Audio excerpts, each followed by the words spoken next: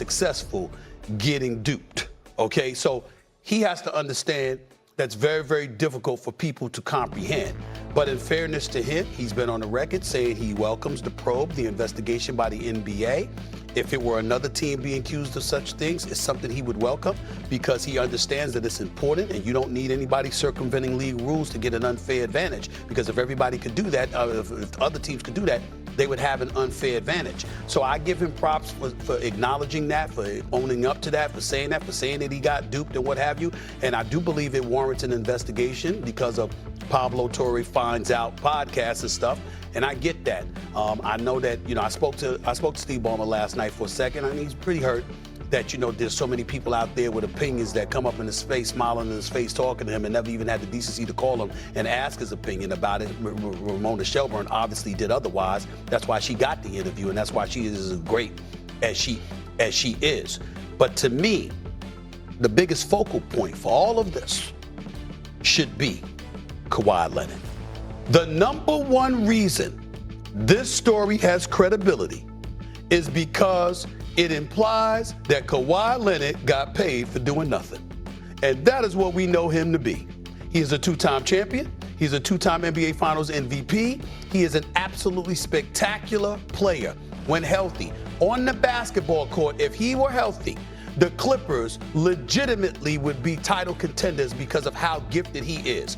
But there was an investigation into his uncle, who's his manager and stuff like that, years ago because of improper benefits, which ended up being nothing, according to numerous reports. Fine, but he is known as peeling out every perk he can, every dollar he can squeeze out, and he doesn't hesitate to take time off. 45% of his games missed in the regular season throughout his career. 30% games missed in the postseason. When you need him, he just ain't there. This last playoff series was an aberration simply because he showed up to play, because it was a shock to everybody that he was going to be available. If this were LeBron or Steph or somebody else, something like this would be thrown to the wolves. Why? Because to imply that they would be paid for doing nothing, nobody would ever think of it, because they are ambassadors for the league. They show up, they honor their commitments to the team in every way, not just on the court, but off the court, and nobody would look at them that way.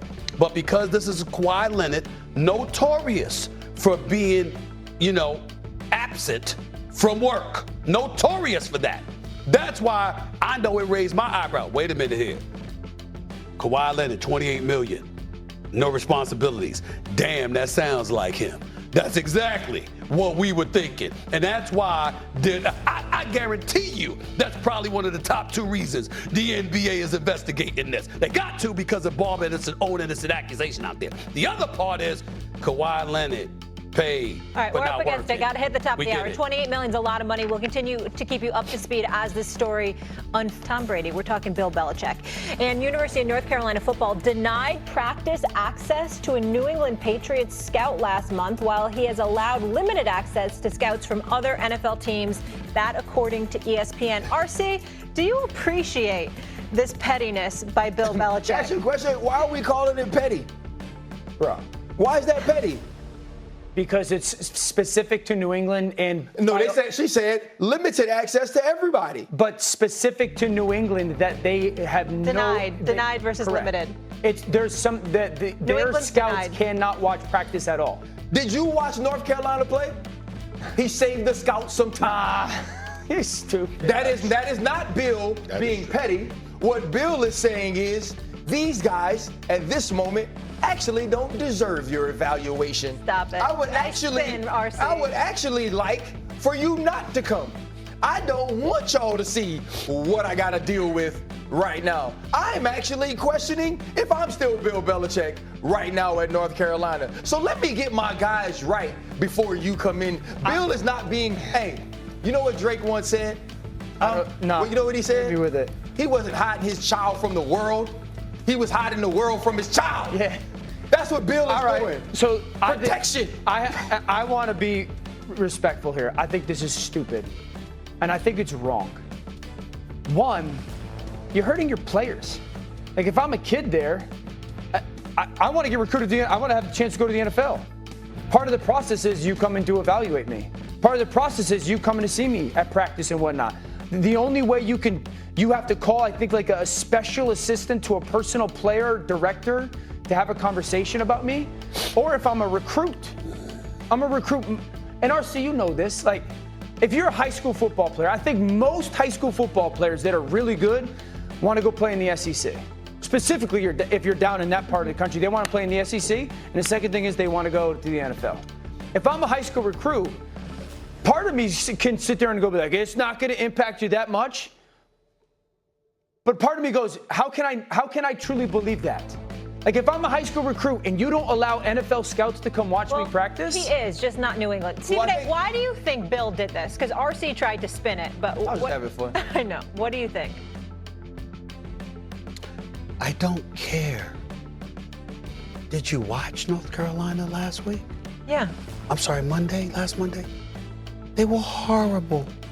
I am sitting here marveling over the fact that scouts actually were interested in watching them. Come on, man. They were awful. Awful. There's no way around this. Was that talent or was that more coaching? Look, y'all. It was listen, Bill Belichick is a 6-time champion as a head coach, 8-time champion overall. And after watching that, he had us wondering we had us looking at this what's been going on the last 4 years in New England since Tom Brady departed. Your last 4 years there. I mean, instead of reminding, Tom Brady went out of his way to remind us, look, man, I ain't winning this by myself. My teammates were great. My coach was great. I couldn't have won these championships without Bill Belichick. Reminding everybody that no matter how great you think he is, there was a reason that coach. And I was on the air before North Carolina played, reminding everybody, respect that man. This is a 6-time champion as a head coach. I'm not saying that. How much of it even falls on Bill, though? I'm just saying, when they're that bad, think about this. We understand literally. You're going to go watch them. You're going to go scout them. But damn, after that performance, the story, it didn't come out before the season began. They're saying, in other words, like, after that performance last Monday, you didn't want the New England Patriots watching you. Why should he want them watching him? So I will say this, because I was clowning. I know. Every NFL team should have the same amount of access. I agree. And so to me, that's the only pettiness. Right. The limited access sounds like Bill Belichick to me. If you listen to everything about the way the New England Patriots were ran, they were ran differently than other organizations. And it felt like everything that Bill Belichick did, it had a meaning to it. It had a reasoning to it. If part of the reasoning is, I need these players to be better to earn that opportunity. I need these players to be better to see more scouts on the sidelines, more scouts at practices, more scouts at scrimmages. They're going to have to show me that they are worthy of that, or I have to do a better job to develop them to that. I understand that. The problem for me is the New England Patriots, no matter how it shook out in the end, gave you 2 decades of employment and an opportunity to become the greatest coach that has ever been. Right. And you owe them the exact same amount of respect, if not more, than every other team in the NFL. Agree. 1,000% agree. And that's the point. And also, again, I'll go back to, like, if I had a son, I would want to make sure that, like, my son's getting seen by everybody possible. And so if there's a organization, I do think it's going to impact recruiting. That's my point. I'd also say this, Vrabel's now the head coach, his ex-player. Like, you're hindering his potential ability to go have a successful run. No disagreement whatsoever. I'm just telling you that after watching them play last Monday, somebody in